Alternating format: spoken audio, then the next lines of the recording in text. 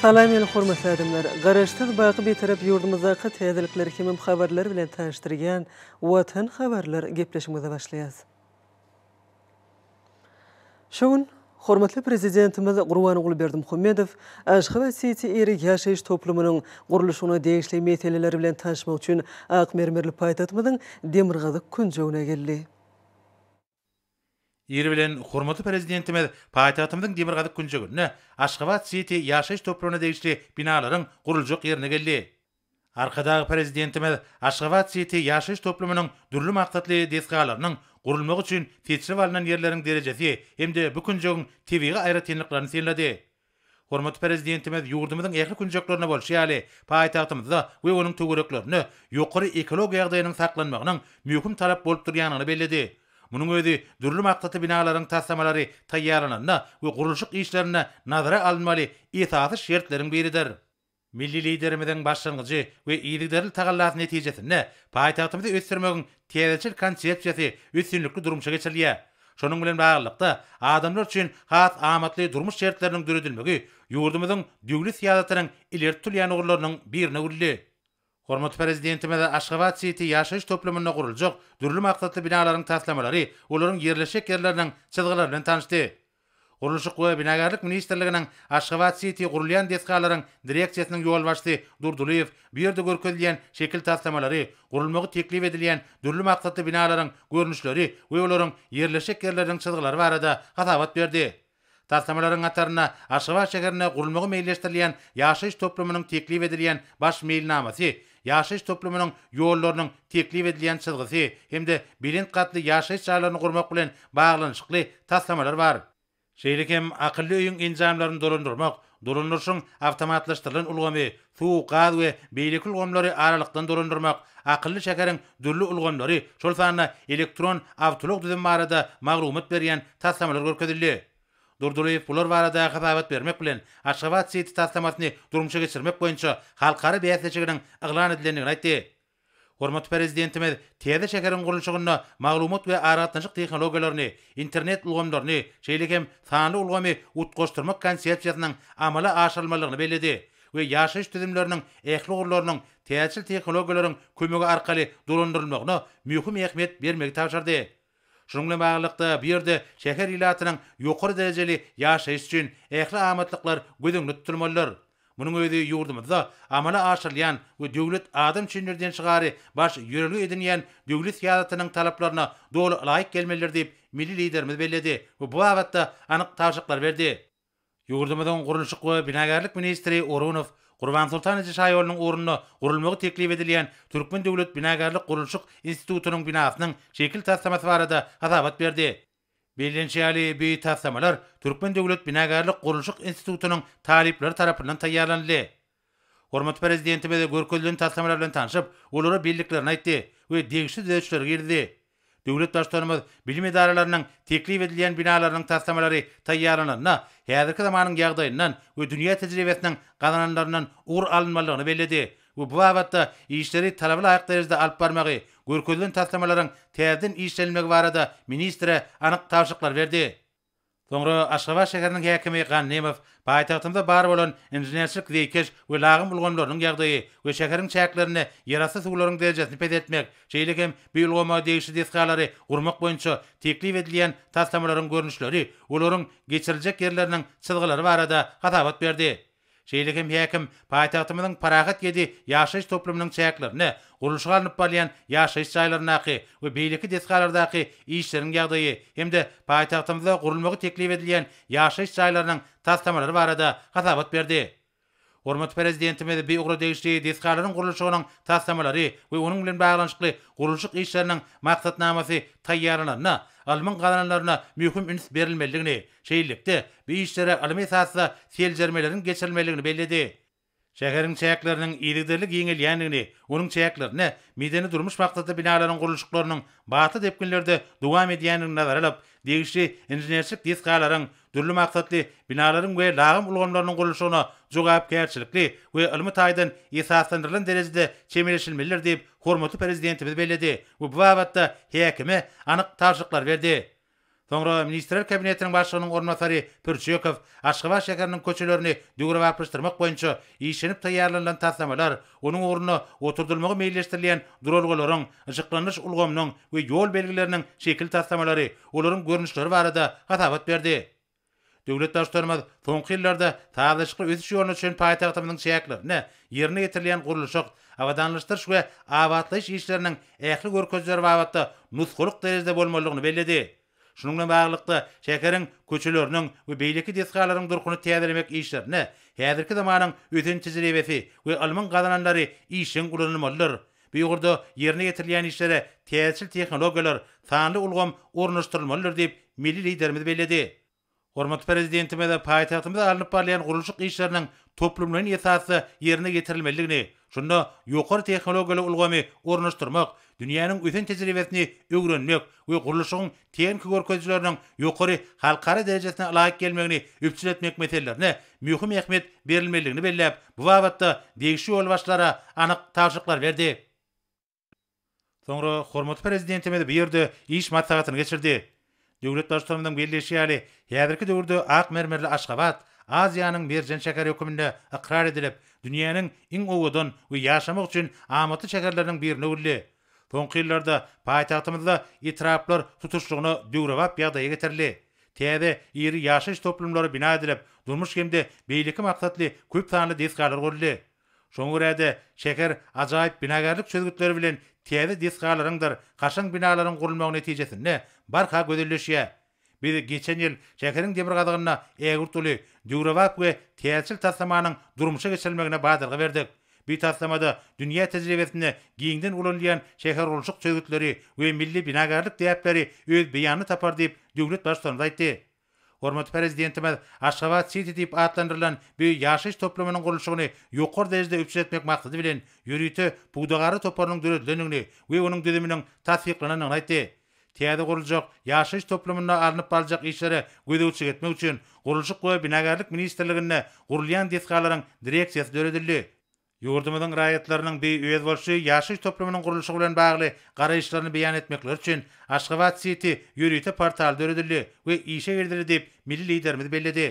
Paýtagtymyzdaky täze şähere öwrüljek Aşgabat City'niň baş meýilnamasynyň şekil taslamasyna laýyklykda 200-den urak binany öz içine alýan ägürtüli bir toplumda 12-den 30 ýaşgaçenli birint binalaryň gurulmagynyň gözeňde tutulýanyny belläp, hormatly prezidentimiz täze şäher üçin taýlanyp alynan ýerde jikmejik injener gözleg işlerini geçirmek, durnukly topraklary berkitmek üçin zerur çäreleriň görülmelidigine üns çekdi.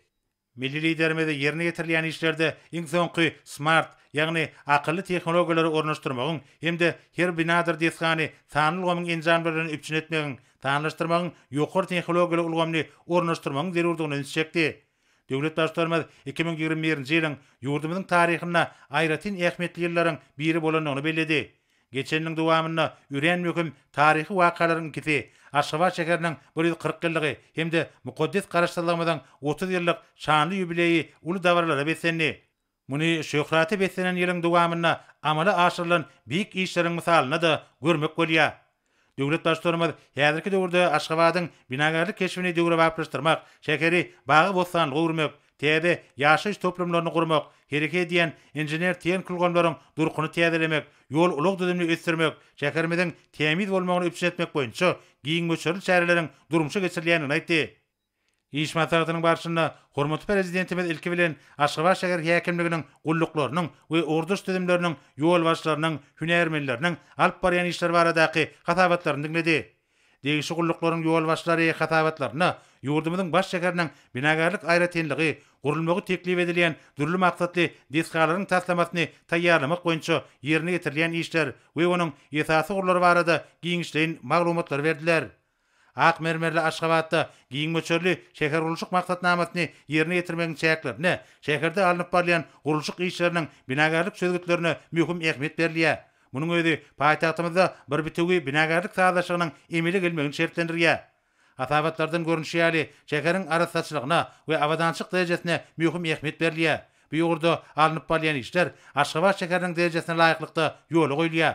Şol bir wagtyň özünde hormatly prezidentimizin taşygyna laýyklykda paýtagtymyzyň ilatyny arasy agyz suwy, elektrik energiýasy, TV gaz bilen üpçün etmek meselelerini mühim ähmiýet berilýär. Bu ýogurda ýürüýti iş meýilnamysy taýýarlandyp, onuň gelip çykan wezipeleriň üstünlükli ýerine getirmek ugruna zerur tagallar edilýär.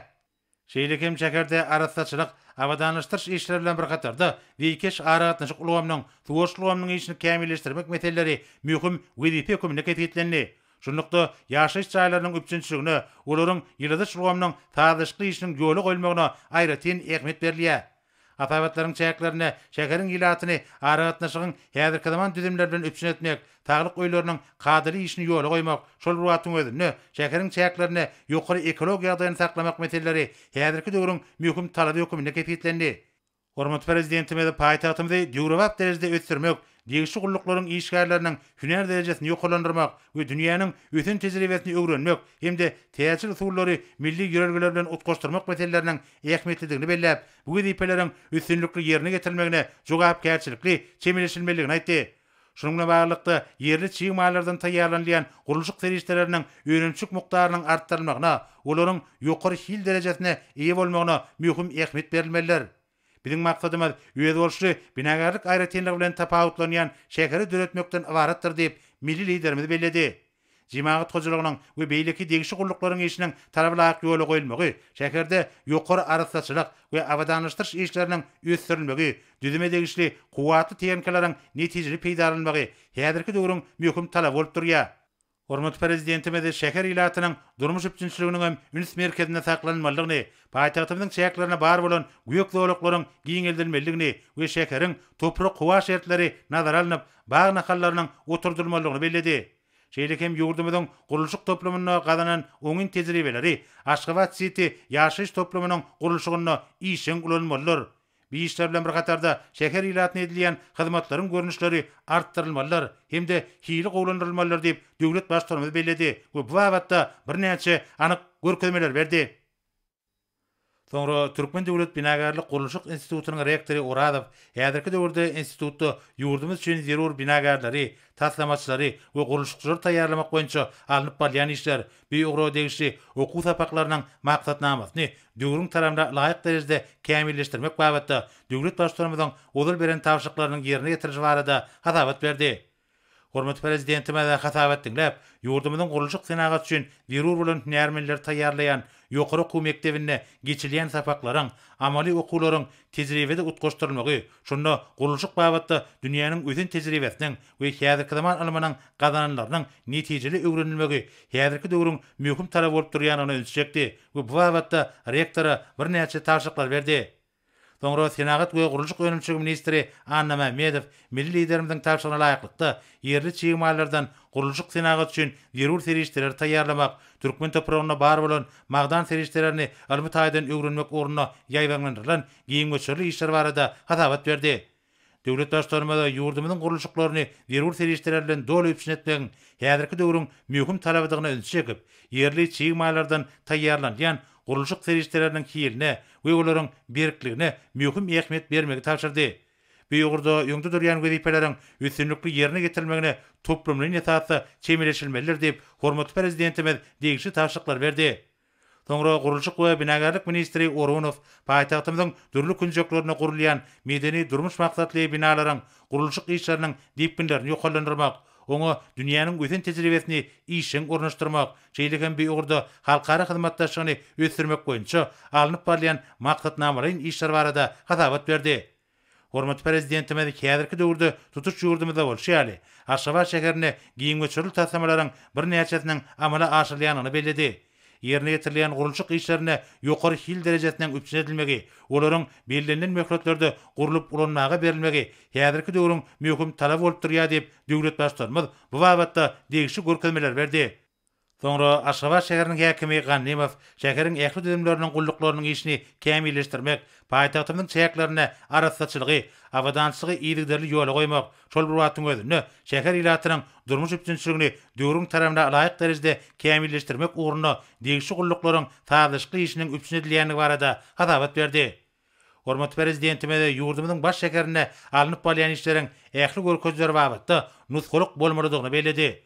Şunno şäher düzümleriniň işini talaby laýyk guramak, oňa täsir tehnologiýalary we häzirki zamanyň üsen tejribesini ornaşdyrmak, şeýillikde ak mermerli paýtagtymyzyň gullyklarynyň taýyşly işini ýola goýmak meselelerine aýratyn ähmiýet berilmelidir diýip hormat prezidentimiz bu babatda häkime degişli görkezmeler berdi. Soňra Gurulşyk we Binagarlyk ministrliginiň Aşgabat City gurulýan deskalaryň direksiýasynyň ýol başçy Durduliýew hatabat bermek bilen bu ýerde emeli geljek täze ýaşaýyş toplumynyň ýerleşik ýeriniň almy taýdan barlyk işlerini toplumyň esasy geçirmek, toplumyň gurulşygyna ýokary tehnologiýaly ulgamy ornaşdyrmak we bu gurda bar bolan dünýä tejribesini öwrenmek meselelerine mühim ähmiýet berilýänini bellädi. Hormatly prezidentime de hatabat dinläp, tutuşlugyny täsir usullary, häzirki zaman ýörelgelerine esaslanýan Aşgabat City ýaşaýyş toplumyny gurulmagy meýilleşdirilýän deskalaryň we binalaryň döwrebap binagarlyk çözgüdüne eýi bolmagyna aýratyn ähmiýet berilmeligini bellädi. Döwlet başlarymyz täze Aşgabat City ýaşaýyş toplumynyň gurulşygyna taýýarlygyny çäklerini, alınıp balyan işleriň diýipkinleriniň pesligine öz çekip, işleri talaby laýyk guramakda haýal ýagallyga ýol berilýän üçin gurulýan deskalaryň direksiýasynyň ýol başçylygynyň işine nägilelik bildirdi. Şunun bilen baglykda döwlet başlarymyz işleri degişli derejede ýola goýmagy berik talap etdi. Soňra Ministrler Kabinetiniň başlygynyň ornmasary Pürçekow ýurdumyzyň gurulşyk senagatyna alınıp balyan işleriň ýagdaýy, gurulşyk işleriniň 2020-nji ýyl üçin bellenlen meýilnamasy we onu kesgitlenen wezipeleri ýerine getirmegiň ugurlary barada hatabat berdi. Bellenşýäli ýöňde goýulan wezipeleri ýerine getirmekde hormatly prezidentimizin targatlarynyň we häzirki zamanyň ösen tejribesinden ugralnar. Döwlet başlarymyz ýurdumyzyň gurulşyk we senagat toplumynyň ýöňüne durýan wezipeleriň wajypdygyny çekip, olary üstünlikli ýerine getirmek üçin ýagyr türlü mümkinçilikleriň bardygyny bellädi. Hormatly prezidentimiz maslahaty gatnaşyp ýüzlenip, ak mermerli Aşgabatyň garaşsyz bitarap watanymyzyň paýtagty bolmakdan başga da halkary ähmiýetli şäherleriň geçirilýän merkezine öwrülenigini bellädi. Şoňa görä paýtagtymyzy durmuş ykdysadydan ösürmegiň esasy orlaryna we maýa oý maksatnamasyna şäher häkimliginiň we onuň müdirlikleriniň amala aşyrmaly işleri doly gözüňde tutulmalylar. Paýtagtymyzda ilatyň ýaşaýyş turmuş şertlerini hasy gurundyrmaga, jemaat hyzmatlarynyň hilini düýüp götür ýokalandyrmaga, budagy düýüpli döwre baplaşdyrmaga uly üns berilmelidir diýip döwlet başçylygy aýtdy. Hormatly prezidentimiz halkymyzyň ýaşaýyş saý üçinçiligini hasy gurundyrmak maksady bilen paýtagtymyzy bereýän ajaýyp binalaryňdyr jemaat deskalarynyň gurulşygynyň giňden alınıp barylmalygyny, bar bolan ýaşaýyş saýlarynyň durkuny häzirki zamanyň özen taraplaryna laýyk getirmek we daş töweregini awadanlaşdyrmak işleriniň ýygyderli geçirilmeligini bellädi. Bu işler Aşgabatlylaryň ýaşaýyş turmuşynyň ýokary derejesini, ahlakly rehmet çekmek we din jalmak üçin oňoýly şertleri öpçün eder. Amuman Aşgabat ýöňüniň bilinç derejesine laýyklykda, ähli babatda şol sanyna awadançyk hemde amaty şertleri bilen ýöňde barjy, tany tehnologiýalar, bede we ekologiýa babatda nusgalyk şäher bolmalydyr diýip milli liderimiz bellädi. Döwlet başlarymyz bir karar döwletimiziň baş şäherini mundan meýlekde çalt tepkinler bilen ösürmek we himme taraplaryn awadanlaşdyrmak boýunça himmämiziň öňümizde uly wezipeleriň durýanyny belläp, ak şäherimiz Aşgabatyň bütün dünýäde awadançylygyň hemde güllebet üçin nusgalyk merkezine öwrüljekdigini anan bildirdi. Hormatly prezidentimiz iş maslahatyny jemläp, oňa gatnaşanlara berk jan saglygyny, maşgala awadançylygyny, alyp barýan asylly işlerine uly üstünlikleri arzu etdi we birden ugrady. Ene bolsa hormatly prezidentimiziň adyna gelen gutlaw bilen tanşedýäs, onuň şeýle diýilýär. Onuň al Hedireti Türkmenistanyň prezidenti Jenap Gurbanoğlu Berdimuhammedow siziň al Hediretiňiz size täze illa rewaçlyklary baradaky iň mähirli arzuwlarymy beýan edýän Nikas Anastasiadis Kipr Respublikasynyň prezidenti.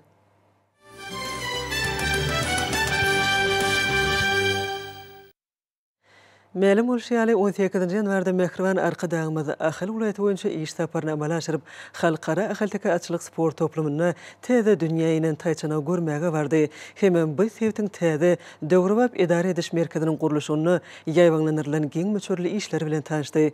Hormatly prezidentimiziň welaýata amala aşyran iş saparyna başlanyp, Türkmen atlary döwlet birleşigine, paýtatymyzdaky jemgyýetçilik guramalarynyň merkezine, hemem halkara ahaltaka açlyk sport toplumyny hoşallyk maslahatlary geçirildi. Türkmenatlara Döwlet Birleşiginiň merkezine geçirilen halkyň arka dagly zamanasyna bedew sarpasy atly dawral maslahatam bu möhüm wakalara bagşlandy. Maslahatda milletizirmiň taýsy tagallary netijesinde ýurdumyzyň aşynaslygynyň täze belent derejelere ýetenligi belenildi. Hemem döwlet başlary bu puduň ähli işgärleri hoşallyk sözlerini beýan etdiler. Maslahatyň dowamyna ýurdumyzyň sunugat ustadlarynyň çykyşlaryna giňger merli. Ozal habar berilýär. 18 ýanwarda hormatly prezidentimiz Ahal welaýatyna iş saparyna amal aşyrmanyň öň sirasynda ady ruwayaty urlan Pereňiň nesil ugruny degişli gözbaş we Keykilhan atly bedewlerden bolan gurtmele taýçanyň dünýä iýinmegi baradaky boşluk habaryny eşdip halkara ahalteka atçylyk sport toplumuna bardy. Munyň özi halkyň arka dagly zamanasy diýen şygar bilen geçýän täze 2022-nji ýylyň ilkinji günleriniň şadlykly wakasy boldy. Milletizirimizi täze taýçanyk dünýä bu habar edil çağı dünýä inen ýaly çar töwerege boşlanýanyny we oňa munasip at daqylýanyny belläp taýçanaga zaman nip at goýdy. Hemem geljek 30 ýyly öz içine alýan täze döwre niýetlenen beýik maksatlarymyz bedew wada bilen geljege dowam bolsun diýdi. Paýhasly pederlerimiz at murat diýipdirler. Hormatly prezidentimiz gadymdan gelýän milli däplerimize eýerip oglawat ejeğiniň öwren alajasyny ýagşy arzuwlar bilen taýçanyň boýnuna daqdy. Şundan bağlykda hormatly prezidentimiz atçylyk toplumlaryny döwrewaplaşdyrmaga, atlaň saklan şertlerini hemem tohumçylyk işine hasym kemilleşdirmege, atçylyk sportuny we teýsçilik sunugatyny ösdürmege, hemem atşynaslaryň ýaşaş durmuş şertlerini gowlandyrmaga Türkmen atlary Döwlet Birleşigine pul serişdelerini bölüp bermek barada karara gol çekenligini bellemek gerek.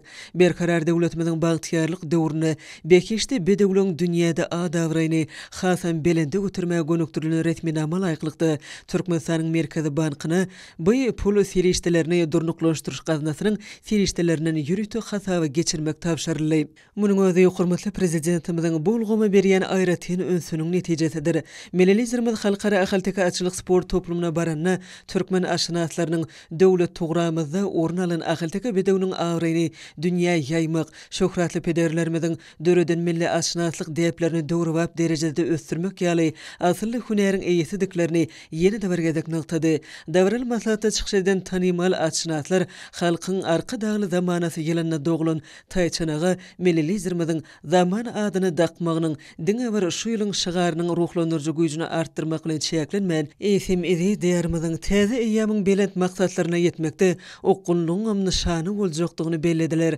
Türkmen halkynyň şan şöhratyny dünýä ýaýyp ýören hormatly prezidentimiziň şuň kuwunny biz atşynatlarymyzyň arasyna ulokan söýgü döretdi.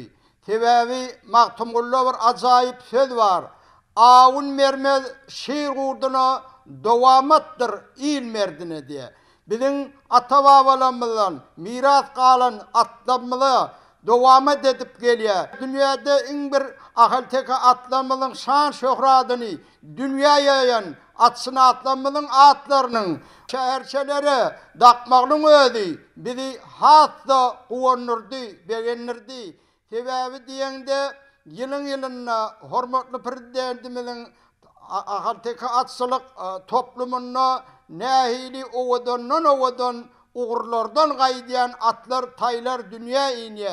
Şo taýçanaklaryň atlaryna ebedileşdirilip, gowdan gow at, daqmak bar. Ýöne hormatly prezidentimiziň her bir taýa at daqanyna ulokan many mazmun bar. Ata-babalarymyzyň at daqanyna da bir zady höwetläp, betläp daqýar. Hormatly prezidentimiz zaman nip daqmagynyň özi şüýüller elmidama ajaýypdan ajaýyp zaman bolsun nip zaman daqmagyna ulokan many bar. Ýöne şo tagas taýjagasyň pereň ugurundan gaýdýan taýyň boýuny alaja daqanyna da eýýam ulokan köne biziň teýitlenmeliň, çabuk tuwaramyň, ata-babalarymyň dep desturuny ýatlady. Irki döwürde awa teýitýalyk, anagul kiçif ýal, gaýpaga ýal teýitler, atyny nähil galy diýlen, aý bir alaja boýun saylanay özleyip aydılya. Şu alaca dakmağına da ulluqan hormatlı prezidentimizin mani, mazmun var. Şonun üçün hem hormatlı prezidentimizin ehli tutyan işleri, elmidama, rovaşlıklara betlendin. Hormatlı prezidentimizin ediyen işini az vaktin içinde değil, bütün yıl devamında da ediyen işini vasbını aydıp kutarır yani. Şonun üçün hem hormatlı prezidentimiz ehli Türkmen halkı için ediyen işleri bundan beylek rovaşlıklara elmidama arkadağlı zamanla yaşalıyın. Ediz adamlar.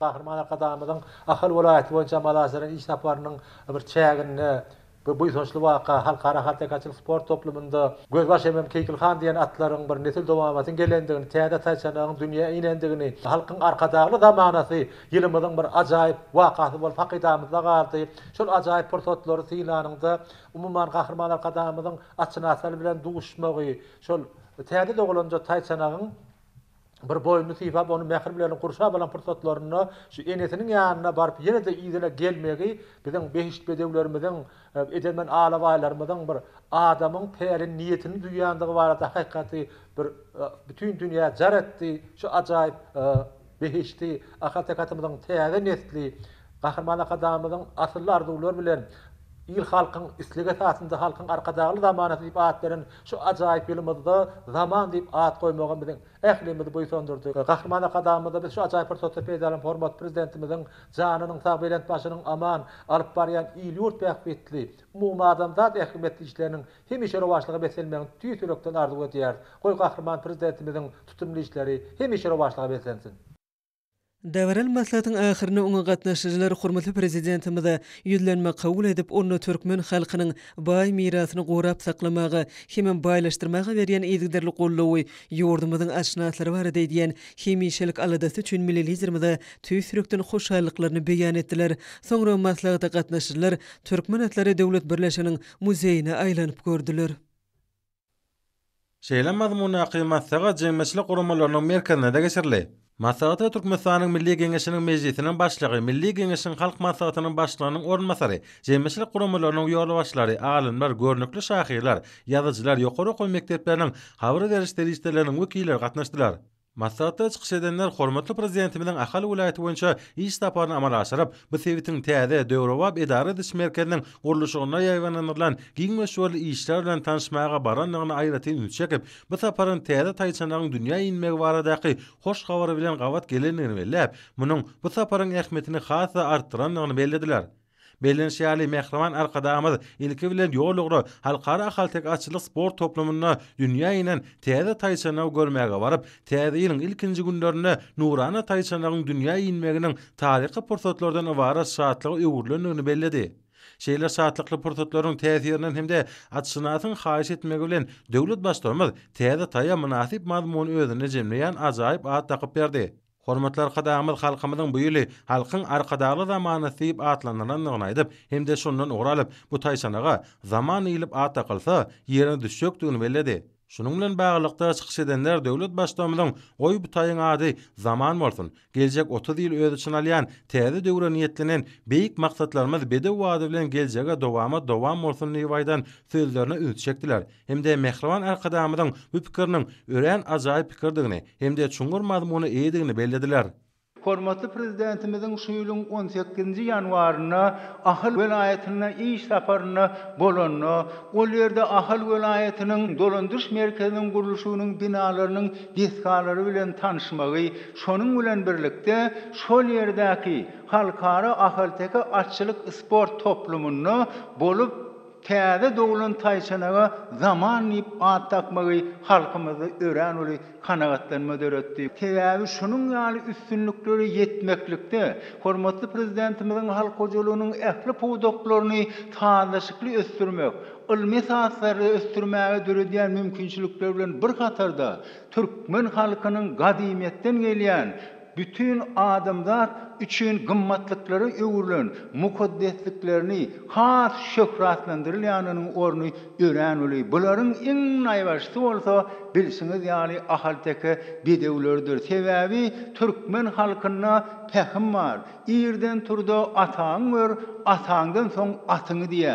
Şundan artyk türkmeniň bu bedew bolan hormatyny aýtmak mümkin näl. Hormatly prezidentimiz şunun ýaly gymmatlyklarymy mukaddesleşdirýänligi, şöhratlandyrýanlygy bolsa biziň halkymyzy belent üstünlikleri ruhlandyrýar. Ine hormatly prezidentimiz Taýçanyň boýunjugyny sypap duran wagtyna Taýçanyň hormatly prezidentimize gysmyljyrap durşy türkmeniň adam ýaly syzýan derejä ýetiren bedewiniň Taýçanygy. Ol syzýa, duýya, hormatly prezidentimiziň mäherini, feýüsini duýya, ýeleligi duýya, gowulugy duýya, arkany duýya. Arkada prezidentimizin bardygyny duýya. Hormatly prezidentimiziň ir säher bilen barýaka halkara ahalteki atçylyk toplumuna sowulup, şol Taýçanak bilen duşup, oňa şunun ýaly mähirli at takmagy bu salaşkylyk halkyň arkadaly zamanasy diýen ýylymyz bilen utgaşkylyk elýär. Özüm şu ýylyň hormatly prezidentimiziň, arkada prezidentimizin başdorlugyny biziň halkymyzyň ösüşleri iýe boljakdygyny, bagtyar durmuşynyň has belent derejelere çykjakdygyny, ösüşlerimiziň bolsa bedew wady bilen öňe ötjekdigini görkezýän wakalar hormatly prezidentimize ýurdumuzy gülledip ösdürmek, halkymyzy bagtyar durmuşda ýaşatmak, türkmen halkynyň umumy adamzat gymmatlyklaryny öwürlen mukaddesliklerini hasy dawralandyrmak, hususan maýdanynda ahaldäki bedewleriniň awry mertebesini dünýä çykarmakda alyp barýan işler üçin köp sag bolsunlar aýdýar. Hormatly prezidentimize bu işlerde diň üstünlikleriň ýaran bolmagyny arzu edýär. Hormatly prezidentimiziň jany sag, ömri uzak bolsun, sag bolun. Maslahatın dowamy hormatlar kadamynyň Ahal vilayatynyň täze döwrawap edara ediş merkeziniň gurulşyna ýaýwanlanýan giň meşgul işler bilen tanışmagy barada gyçkyşlary goşdy. Bellenşýäli häzir Ahal vilayatynyň täze döwrawap edara ediş merkeziniň gurulşyna anyp barýan işler döwrüň talabyna laýyk derejede ýokary depkinde ýerine ýetirýär. Munyň özi milli liderimizden başyna başlayan giň meşgul şäher gurulşyk maksatnamasyna kefitlenen wezipeleriň üstünlikli durmuşa geçirilýänini görkezýär. Döwlet başlamagyň iýdi däwlet tagallasyny netijesinde ýurdumyň ähli tebitleri şol sany Ahal vilayaty durmuş ykdysadydan sağlaşyk ösüş ýoluna düşdi. Täze döwrawap şäheriň gurulmagy üçin seçilip alynan ýeriň ähli görkezleri wagtda şäher gurulşyk maksatnamasyna talaplaryna dol laýyk gelýänini bellemek gerek. Munyň özi Mehriban arkadamynyň halkymyzyň ýaşaýy durmuş derejesiniň ýokarlandyrylmagyny, ekologiýa awadançylygynyň üçin edilmegini ölçün alýan durmuş ykdysady wezipeleriniň üstünlikli amala asyrylýanyny görkezýär. Ma'lum bolýaly gurulşyk işlerine öňdewaji tehnologiýalaryň hemde iň gowy tejribäniň işen ulanmagy, bina edilýän dürli maksatly desgalaryň öz watyna gurulyp ulanmagy berilmegi hemde ýokary hil derejesiniň üçin edilmegi bilen baglanşyk meselelere möhüm ähmiýet berilýär. Munyň özi ýurdumyň gurulşyk senagatynyň köpügürli kuwwaty eýdiginiň aýdyň tutnamasydyr. Şunun bilen baglykda çykyş edenler bu ýolgalaryň hemde desgalaryň ýokary hil derejesiniň üçin edilmegini, berkara döwletimiziň bagtyarlyk döwrüne ýurdumyzda anyp barýan gurulşyklara bildirilýän esasy talaba öwürlenigini aýratyn bellediler. Agly bir halkymyz dünýäde karar edilen milli liderimiziň Mehriban prezidentimiziň daşyny ören jebis bolup täze özüm halkyň arkadagy zamanaty atandyrılan 2022-nji ýyla Gadam Masy Mehriban prezidentimizin şu iş sapary Ahal vilayatynyň täze döwrawap merkezi şäherini ol gadymy Oğuz kendiň häzirki zaman ýalkymy aşgabatyň hem razy bolar. Mehriban prezidentimiz bu taýda bir ullakan tarihi ýa türkmen topragyna ol müňýyllyklary uzap gitjek. Bir gadymy beýik köpek ýolunyň häzirki zaman dikeldilmesi, ýedi ýoluň çatyryna diýip hormatly prezidentimiz aýtdy, onu halkara ahalteka akademiýadan bolmaly. Hormatly prezidentimiziň şu edýän işlerini görýän bolýan, ilkinji nowatda hormatly prezidentimiziň şu garaşly hemişelik bir tarap Türkmenistanyň dünýäň iň meşhur döwletleriniň birini öwürmek üçin edýän aladalarny görýär. Mehriban prezidentimiziň Türkmen halkynyň mudama bagtyar eşretli Boleliğin durmuşda yaşamagy, parakat durmuşda bir döredip kurup yaşamak üçin dörediyen mümkinçiliklerini men bu ýüzden süren bellemek isleýän biz mehriban prezidentimize özümiziň tükönmez alkışlarymyza ýa goý mehriban prezidentimizin jany sag, ömrü uzak bolsun, tutýan tutumly işlerimiz da marawat bolsun, eri watanymyz bilen mehriban arkadaşlarymyza şan şöhratlar bolsun. Masatyň dowamyna mehriban arkadamyzyň halkyň arkadaly zamanatyň şygarly 2020-nji ýylyň başyny ýurdumyň vilayetlerine iş saparyny amala aşyrmakdan başlamanyň, şol saparlaryň başynda çopanlardyr ekrançylar, balykçylar bilen duşup, olar bilen görüňdeş bolmagynyň ören täsirli hemde ähmetli bolanyna ünsçekdiler. Şol saparlar ýurdumyň mundan meýlekde ötüşini üçin etmäge, degişli puwduklarda anyp barýan işleriň depkinni tiýleşdirmäge hemde döwrewap özgertmeleri ornaşdyrmaga gönükdirlenler. Şoňa görä da maslahatçylar alyp barýan ýylgün bähwetli döwlet ähmetli şeýle uly işler üçin hormatlar kadamyda tüýs direkden hoşalyk bildirdiler. Ahal vilayetinin hekimliginiň hemem Türkmenatlary döwlet birleşiginiň bilelikde guramaklaryna geçirilen hoşallyk maslahaty işçiň häsiýeti betlenni. Hormatly prezidentimiziň halkara ahalteka atçylyk sport toplumuna gelmegi bilen sahawatly asmanyň zemine bolluk bilen nur etçilmegi hemem bu ýerde täze taýçanagyň dünýä inmegi münasibetli uly şadlygyň döremegi gahrman arkadagymyzyň insan gylykly bedewlerimize alaha mähäret şuňra alada bilen garaýanynyň aýdyň suutnamasy dygyny çıkış edenler gowunç bilen aýtdylar. Dünýä inen täze taýçanagy halkyň arka dagly zamanasy şygary bilen baglaşdyryp, hormatly prezidentimiziň zaman diýip hut özüniň at dakmagynyň hemem mehriban käwesi oglawat ejeniň hünärli çeper eline öwrülen alajany bu taýçanagyň boýuna uly gowunç bilen dakmagy watanymyzyň geljek 30 ýyly öz içine alýan milli owuşgunly beýik maksatly ösüşlerine bedewadyny berjekdigine bolan uly anamyň mehriban halkymyzyň köngül törüne mäkem ornaşanygy dogrusyna bu ýsoňç bilen bellenildi. Halkara ahalteka sport toplumuna pek ýürekli zähmet çeken atşnasy hormatly prezidentimiziň adyndan ýadygarlyk sowgadynyň goşulmagy bolsa, ýurdumyzda insan zähmetine uly sarpa goýulýanynyň ýene bir gezek aýdyň suutnamasy dygyny äşgär etdi diýip maslahatda gowunç bilen aýtdylar. Häzirki wagtda ýurdumyzda atçylyk puwdugyny ösdürmekde uly işler durmuşa geçirilýär. Hormatly prezidentimiziň bu ugurdaky işlere aýratyn bellerlikler Guruluşyga ýabatly depkinne alynıp barýan Ahal vilayetiniň täze döwrewap idare ediş merkezine ahalteka atçylyk ýokary okuw mekdebiniň hemem ahalteka atçylyk almy önümçilik merkeziniň gurulýanynyň atçylygy ösdürmek üçin hünärmenler taýýarlamakda we bu gurda almy barlyklary alyp barmagyň möhüm ähmiýeti eýe bolýanyň dogrusyna maslahata gatnaşyjylar öz bu ýsoňçlaryny beýan etdiler. Maslahatyň ahyryna oňa gatnaşyjylar hormatly prezidentimize Türkmeniň uçur ganaty bolan bekişli bedewlerimiziň şan şöhratynyň mundan bilegim has ziyada bolmagy ugurna alyp barýan tutumly işlerine hoşallyklaryny beýan etdiler. Maslahata gatnaşyjylar gahrman arkadagymyza ýüzlenme kabul etdiler. Türkmen Owa Hojalyk Üniversitetine geçen hoşallyk maslahatyň dowamyna çykyş edenler Melelizirmiziň halkara ahalteka atçylyk sport toplumunda aşnas bilen dowuşmagy, olaň ýaşaş durmuş şertlerine gyzyklanmagy, täze dünýä inen taýçanagy zaman ip atlandyrmak bilen bagly şöhratly pederlerimiziň döreden milli aşnaslyk deplerini döwrewap derejede ösdürmek babatyna ýetilýän üstünlikler dogrusyny geňişleýini görüň etdiler.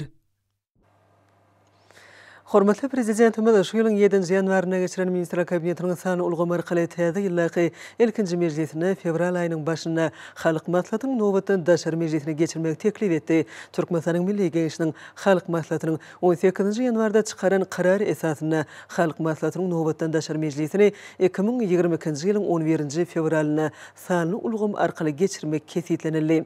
Mejlise geljek 30 ýylla ýurdumyzy ösdürmek maksatnamasyna seretmek we onu tasdiklamak şu ýyl üçin wezipleri kesitlemek bilen baglanşykly meselelere serediler. Şuň bilen baglykda Balkan vilayatynyň etrap şäherlerine wagyz nesihat şäherleri ýeňlandyrilýar. Fevral aýyna geçiriljek halk maslahatynyň nowbatdan daşary mejlisine giňden taýýarlyk görülýän häzirki günlerde Balkan vilayatynyň şäherlerine hemem etraplaryna vilayatyň jemgyýetçilik guramalarynyň syýasy partiýalarynyň etrap şäher komitetleriniň guramagyna wagyz nesihat şäherleri geçirilýär. Maslahatlarda Türkmenistanyň Milli Geňişiniň mejlisiniň deputatlary jemgyýetçilik guramalarynyň syýasy partiýalaryň ýaşul nesliniň wekilleri çykyş edip döwletimizde döwlet, jemgyýet, şahsiýet gatnaşyklarynyň betewligi barada giňden gurrun edýärler. Halk maslahatynyň mejlisi milli lider bilen halkyň bir ýere jemlenip döwletli pikir alşmakda Türkmen demokratiýasyna öz münasip orny alan halkylyk taglimatynyň ýene bir aýdyň şöklenmesidir. Biziň gadymy köklerimiz, mirasymyz täze taryhy ýamda ýurdumyzyň öz ajaýyp geljegini gurmagyň esasy binýadadyr diýip çykyş edenler bellediler. Olar bagtyar raýatlarymyzyň watanymyzy gülledip ösürip, halkymyzy has eşretli, rowaçy durmuş alyp barýan gahrman arkadagymyzyň daşyna meýäkäm jenisdigini, garaşsyz watanymyzyň geljeki ösüşlerini, şahsy goşundyry goşmagyň her bir raýatyň mukaddes borjy bolup durýanyny giňden belleýärler.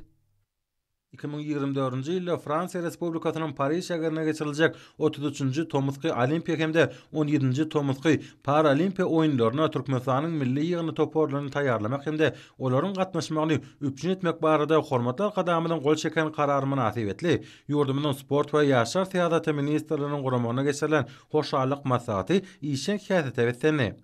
Çykyş edenler sportu üstünmek barada diýen tagallarlar üçin hormatlar kadamyda hoşallyk bildirdiler.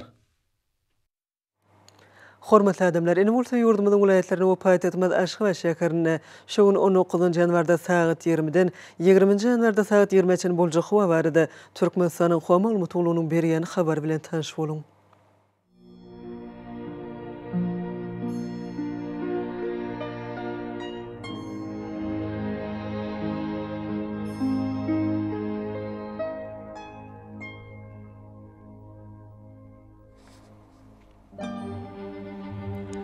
Balqan vilayatyny ötkätiren buluty hawa bolup bunyň ahyryna azkem ýağış şagry ömür bolmagy mümkin. Demir gün ordan telesekundy 9-14 metr etýän şemal öter. Hawa gecesine 2 gradus soğukdan 3 gradus çeni mayl, gündüzüne 8-13 gradus mayl, kenary etraplaryna 3-8 gradus mayl bolar. Ahal vilayatyny ötkätiren buluty hawa bolup ömür bolmagy mümkin. Demir gün atardan telesekundy 8-13 metr etýän şemal öter. Hawa gecesine 3 gradus soğukdan 2 gradus çeni mayl, gündüzüne 5-10 gradus mayl, günortagyň nowry etraplaryna 16 gradus çeni mayl bolar. Mary vilayatyny ötkätiren buluty hawa bolup ömür bolmagy mümkin. Günortagyň nowrdan telesekundy 9-14 metr etýän şemal öter. Hawa gecesine 2 gradus soğukdan 3 gradus çeni mayl, gündüzüne 11-16 gradus mayl bolar.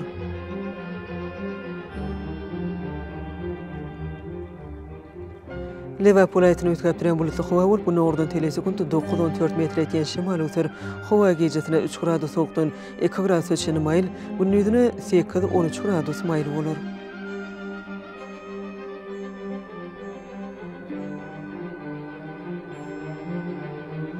Daşwy vilayatyny ötkätiren buluty hawa bolup bunyň ahyryna azkem gary açykly ýağış ýagar. Gündüzden telesekundy 8-13 metr etýän şemal öter. Hawa gecesine 3-8 gradus soğuk, gündüzüne 1 gradus soğukdan 4 gradus çeni mayl bolar. Paýtagymyz Aşgabatda ötkätiren buluty hawa bolup ömür bolmagy mümkin.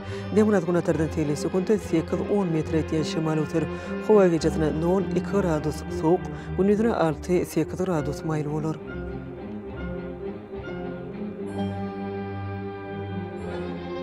Ýurdumyzyň ýanwar aýynyň 20-sine magnetik hadisasynyň dornukly ýagdaýda bolmagyna garaşylýar.